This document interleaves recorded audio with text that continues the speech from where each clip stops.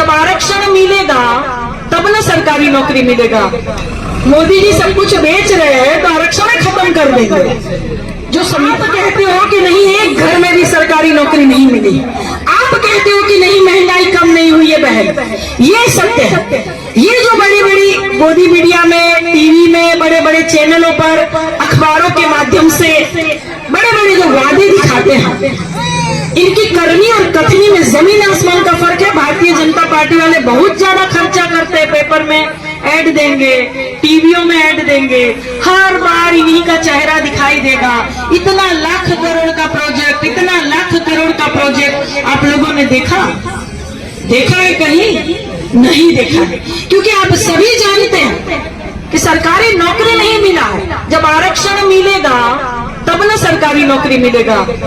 मोदी जी सब कुछ बेच रहे हैं तो आरक्षण खत्म कर देंगे। जो संविधान खत्म कर रहे हैं, जो लोकतंत्र खत्म कर रहे हैं, जो अपने आप को राजा घोषित कर रहे हैं, राजतंत्र स्थापित करना चाहते हैं, तो आप लोग निश्चित तौर पर सुन लीजिए कि 2024 वाला चुनाव जरा भी गड़बड़ हुआ और फिर से भारतीय जनता पार्टी की सरकार बनी तो 2024 के बाद फिर कोई चुनाव नहीं होगा, कोई चुनाव नहीं होगा।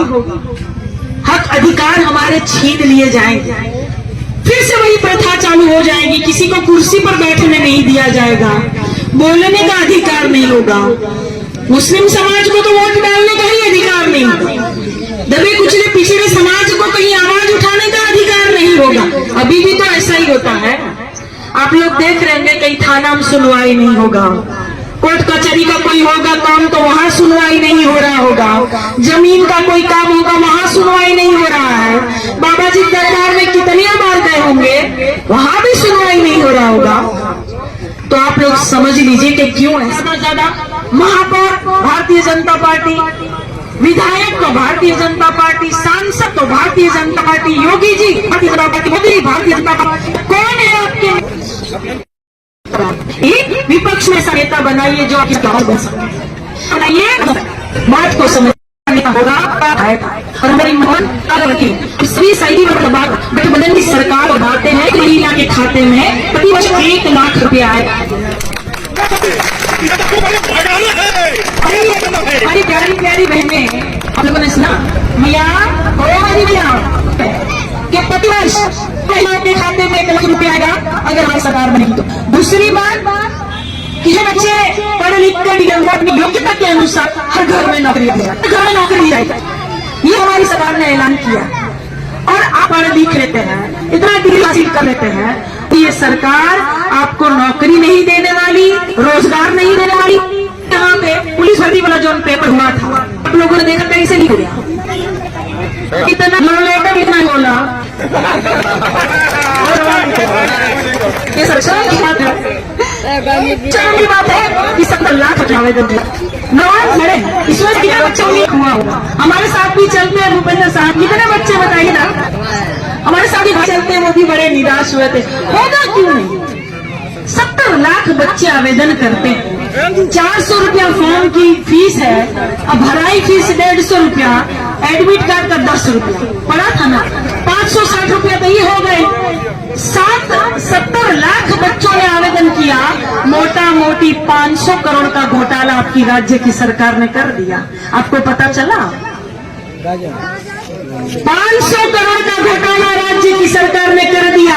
आप लोगों को पता चला?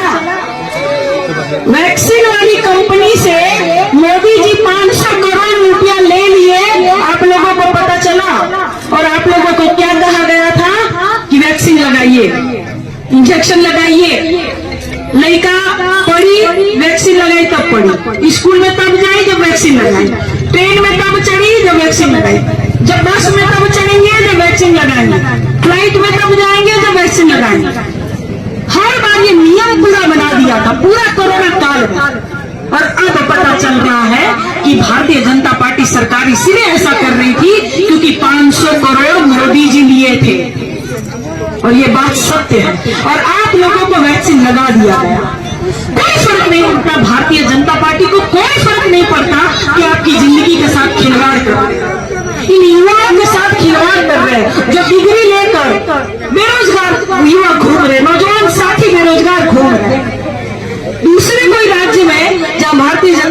सरकार नहीं होती है, वहां राज्य में युवा बेरोजगार दिखते ही नहीं। काम करते हैं, सुबह से शाम इस तरह दिखते नहीं है। कहाँ गया बाबू? जॉब पर गया। कहाँ गया बाबू? काम पर गया। और यहाँ बेरोजगार युवा घूम रहे हैं। ये कितनी शर्म की बात है, ये आपको समझना पड़ेगा। आप हर कोई परेशान है।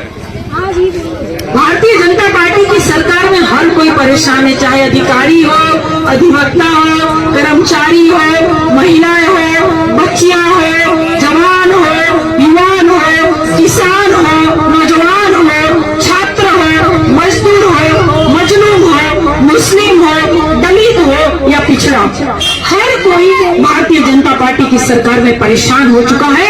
बदली करना चाहता है, परिवर्तन करना चाहता है।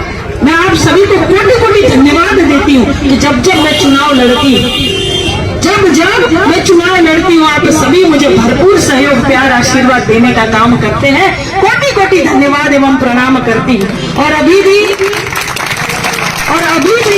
मुझे पूरा यकीन है कि आप सभी मुझे आशीर्वाद देने का काम करेंगे। परिवर्तन करना चाहते हैं क्योंकि आप परेशान हैं। हमारी महिलाएं महंगाई से परेशान है, युवा साथी बेरोजगारी से परेशान है, मासूम बच्चे अच्छी पढ़ाई लिखाई नहीं हो रही इसलिए परेशान है। और ये भारतीय जनता पार्टी राशन की बात करती है। अरे भैया तनिक शांत हो जा, हमारे दुकानदारिया चला कि ये भारतीय जनता पार्टी राशन की बात करती है। आपको राशन देगी लेकिन शासन नहीं देगी।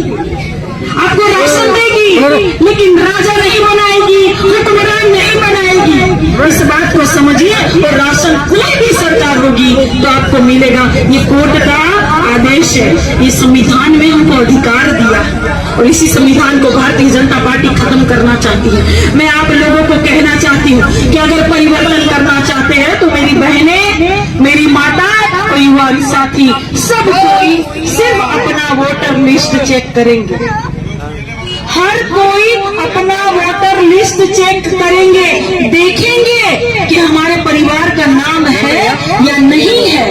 अगर नहीं है तो चढ़वाएंगे। अभी 2 महीने का चुनाव बाकी है, चढ़वा लेंगे आप। अगर नहीं है तो आप लोग नाम चढ़ाएंगे अपने परिवार का, क्योंकि ये मेरा अकेले का चुनाव नहीं है, ये आप सबका चुनाव है। ये मेरे अकेले का व्यक्तिगत चुनाव नहीं है। मैं तो 14 साल से संघर्ष कर रही हूँ। 14 साल में श्री रामचंद्र जी का वनवास पूरा हो गया था। आप लोग बताइए, आपकी बहन काजल का वनवास कब पूरा होगा?